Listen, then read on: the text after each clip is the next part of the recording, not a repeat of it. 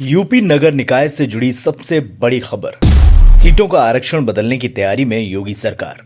2017 के आरक्षण सर्वे के आधार पर चुनाव कराने की कर दी मांग। योगी सरकार के 2017 ओबीसी रैपिड सर्वे पर भी हाईकोर्ट में फंसा पेच। हाईकोर्ट ने नहीं मानी सरकार की बात तो इतने महीनों के लिए टल जाएगा चुनाव। हाईकोर्ट अधिवक्ता से जानिए कहां और कैसे फंस गई योगी सरकार। लखनऊ में सुल्तानपुर रोड और पूर्वांचल एक्सप्रेसवे पर प्लॉट पाएं मात्र 999 रुपए प्रति वर्ग फीट में। तुरंत रजिस्ट्री, तुरंत कब्जा। इलाहाबाद हाईकोर्ट की लखनऊ बेंच ने यूपी नगर निकाय चुनाव की अधिसूचना पर रोक लगाकर यूपी की सियासत में सियासी सस्पेंस खड़ा कर दिया। 12 दिसंबर 2022 को फरमान सुनाने के बाद हाईकोर्ट लगातार नगर निकाय चुनाव की सुनवाई कर रहा है, लेकिन चुनावी सस्पेंस जस का तस बना है। 12 दिसंबर के बाद 13, 14 और फिर 20 दिसंबर को ओबीसी रैपिड सर्वे को गलत बताने वाली याचिका पर सुनवाई का कोई हल नहीं निकला। लेकिन 21 दिसंबर को हाईकोर्ट में उत्तर प्रदेश सरकार द्वारा दिए हलफनामे पर बहस हुई तो चुनाव से जुड़ी कई चीजें साफ हो गईं। हाईकोर्ट का फाइनल फैसला भले ना आया हो, लेकिन लगभग ये बात तय हो गई है कि उत्तर प्रदेश सरकार ने जो चुनाव से पहले आरक्षण सूची जारी की थी वो निरस्त होना तय है। सरकार ने खुद उस सूची की जगह 2017 के रैपिड सर्वे के आधार पर चुनाव कराने की मांग कर हलचल मचा दी है। हालांकि उत्तर प्रदेश सरकार की इस मांग के बावजूद हाईकोर्ट सख्ती से खड़ा है और फिर से सर्वे कराने की बात कह रहा है। अगर हाईकोर्ट योगी सरकार की बात नहीं मानता तो चुनाव निश्चित रूप से कई महीनों के लिए टलना तय है। 21 दिसंबर को हाईकोर्ट में हुई सुनवाई में हाईकोर्ट और सरकार के बीच क्या सवाल जवाब हुए, हाईकोर्ट अधिवक्ता राघवेंद्र प्रताप सिंह से समझिए। उत्तर प्रदेश नगर निकाय चुनाव पर अधिसूचना जारी होने पर हाईकोर्ट ने ब्रेक लगाई थी। उसके बाद में लगातार सुनवाई चल रही है। ये आज सुनवाई हुई थी, कल के लिए फिर टाल दी गई है। कब तक फैसला आएगा इस पर? मैं राघवेंद्र प्रताप सिंह, अधिवक्ता हाईकोर्ट लखनऊ बेंच। आज जो सुनवाई चल रही थी उस पर पूरी जो है सरकार ने अपना जवाब फाइल कर दिया है, काउंटर फाइल कर दिया है उस पर। और क्योंकि अभी जो आज जो हमारी पूरी बहस हुई है वो कॉन्स्टिट्यूशन बेस्ड बहस हुई है उस पर। आर्टिकल 14 का, आर्टिकल 16 का, आर्टिकल 243D का, आर्टिकल 243T का, टी के आधार पे पूरी बहस आज उसी के इर्द गिर्द पूरी बहस रही। तो आज कोई फाइनल फाइंडिंग तो नहीं हो पाई, बट हाँ कल जहाँ तक संभावना है कि वो कुछ इसमें आपको डायरेक्शन मिल सकता है जहाँ तक देखा जाए तो, क्योंकि कई सारे फैक्ट्स हैं। क्यों सरकार क्या हल्फनामा जारी किया है? सरकार एक्चुअली सरकार चाहती है कि हम 2017 के बेस पर चुनाव करवाना चाहती है।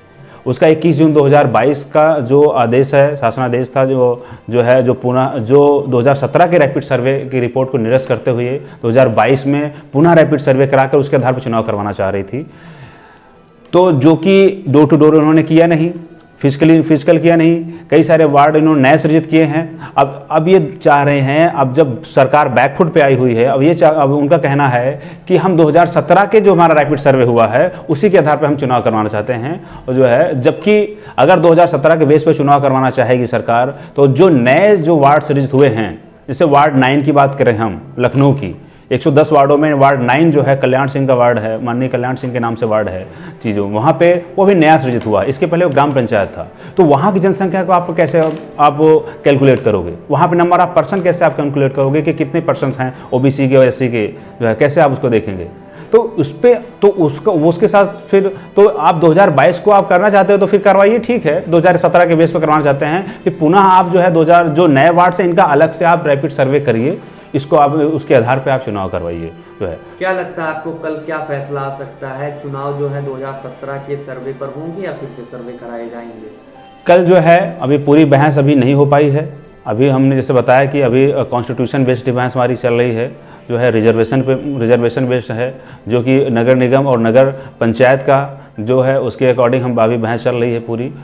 तो जहाँ तक उम्मीद है कि कल भी हमारी पूरी जो है पूरी, मैं आश्वस्त नहीं कर सकते हैं कि पूरी तरह से हो पाएगा। हाँ, कुछ कल डायरेक्शन हमको मिलेगा कल कोर्ट में। कुछ अगर फिर से सर्वे कराया जाए तो यानी चुनाव कितने महीने के लिए टल जाएगा?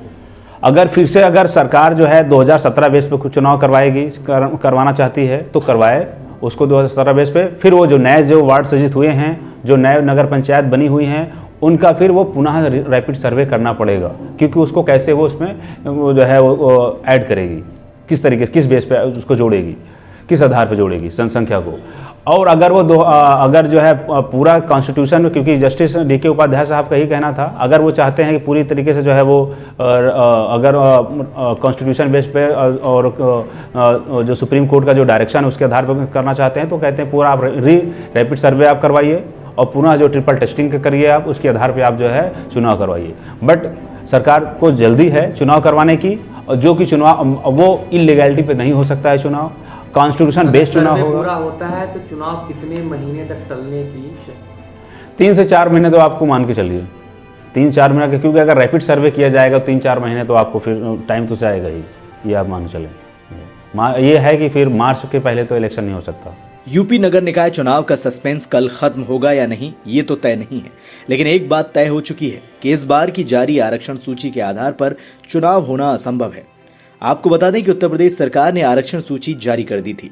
आरक्षण जारी होने के बाद सूर्यकांत यादव और वैभव पांडे ने हाईकोर्ट में ओबीसी रैपिड सर्वे को गलत बताते हुए चैलेंज किया, जिसके बाद हाईकोर्ट ने पहली सुनवाई में ही नगर निकाय चुनाव की अधिसूचना पर रोक लगा दी और सरकार से जवाब मांगा। याचिकाकर्ताओं का दावा था कि ओबीसी सर्वे दफ्तर में बैठ किया गया, जो कि असंवैधानिक। फिलहाल कई सुनवाई के बाद उत्तर प्रदेश सरकार ने हलफनामा देते हुए 2017 के सर्वे के आधार पर चुनाव कराने की मांग की है, लेकिन सरकार की इस मांग में एक पेंच ये फंस रहा है कि जो नए वार्डों का आरक्षण 2017 के आधार पर कैसे तय होगा। ऐसे में नए वार्डों, नई नगर पंचायतों का सर्वे कराना ही पड़ेगा। अगर ऐसा होता है तो चुनाव कुछ महीनों के लिए टल सकता है। Bureau report, NTTV Bharat. Subscribe कीजिए आपका अपना चैनल NTTV भारत।